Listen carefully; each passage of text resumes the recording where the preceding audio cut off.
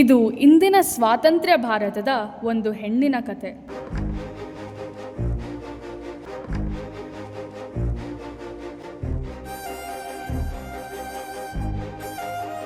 ಮನೆಯಲ್ಲಿ ಗಂಡನ ಕಿರುಕುಳ,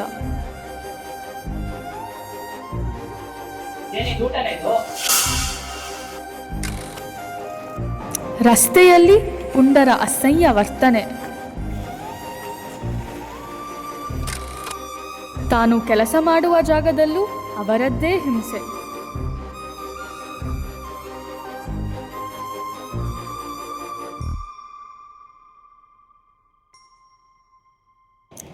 ಈ ಗಾಯಗಳು ಆಕಸ್ಮಿಕವಲ್ಲ, ಇವು ನನ್ನ ದೇಹದ ಮೇಲೆ ಮೂಡಿರುವ ಕೈಗುರುತುಗಳು. ಇದು ಮನೆಯ ಒಳಗಡೆ ಆಗಿರುವ ಹಿಂಸೆ. ಈ ಹಿಂಸೆಯು ಮುಚ್ಚಿದ ಕದಗಳ ಹಿಂದೆ ನಡೆದರೂ ಇದು ಅಪರಾಧವೇ. ಪ್ರತಿದಿನವೂ ಭಯದಿಂದ ಬದುಕುತ್ತಾ, ನೋವನ್ನು ನುಂಗಿ ನಿದ್ರೆಯಿಲ್ಲದ ರಾತ್ರಿಗಳನ್ನು ಕಳೆಯುತ್ತಾಳೆ. ನನ್ನ ತಪ್ಪಲ್ಲ, ನಾನು ಅನುಭವಿಸಿದ್ದು ಅವಮಾನವಲ್ಲ, ದೈಹಿಕ ಹಿಂಸೆ.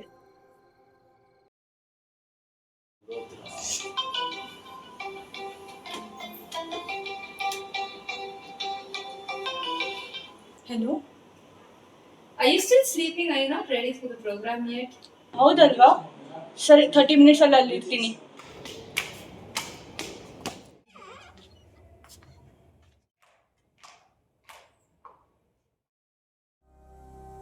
ಮನೆಯೊಳಗೆ ದೈಹಿಕ ಹಿಂಸೆ ಬರೀ ಕುಟುಂಬದ ವಿಷಯವಲ್ಲ.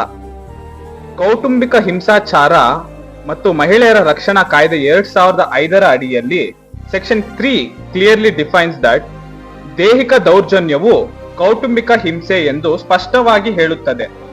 ಮಹಿಳೆ ಹಿಂಸೆಯಕ್ಕೆ ಗುರಿಯಾದರೆ ಅವಳು ತೀವ್ರ ಗಾಯಕ್ಕಾಗಿ ಕಾಯಬೇಕಾಗಿಲ್ಲ.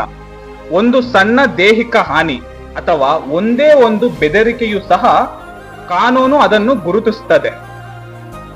ಈ ಕಾಯ್ದೆ ಇರುವ ಮೂಲ ಉದ್ದೇಶವೇನೆಂದರೆ ಮಹಿಳೆಯರ ಸುರಕ್ಷತೆ, ಘನತೆ ಮತ್ತು ಅವರು ಬದುಕುವ ಹಕ್ಕುಗಳನ್ನು ಸುರಕ್ಷವಾಗಿ ಕಾಪಾಡಲು ಅದು ಅಸ್ತಿತ್ವದಲ್ಲಿದೆ. ನಿಮ್ಮ ಧ್ವನಿಯನ್ನು ಎತ್ತಿ ಮತ್ತು ಧೈರ್ಯವಾಗಿ ಮಾತಾಡಿ. ಭಾರತೀಯ ಸಂವಿಧಾನವೇ ನಿಮ್ಮ ಕವಚ. ನಿಮ್ಮ ಹಕ್ಕುಗಳನ್ನು ನೀವು ತಿಳಿದುಕೊಳ್ಳಬೇಕು. ಮಹಿಳೆಯರೇ, ನಿಮಗಿಂತ ದೊಡ್ಡ ಶಕ್ತಿ ಇನ್ನೊಂದಿಲ್ಲ. ಭಾರತೀಯ ಸಂವಿಧಾನವೇ ನಿಮ್ಮ ಆಯುಧ. ಹೋರಾಡು, ದೈಹಿಕ ಹಿಂಸೆಯ ವಿರುದ್ಧ ಹೋರಾಡು.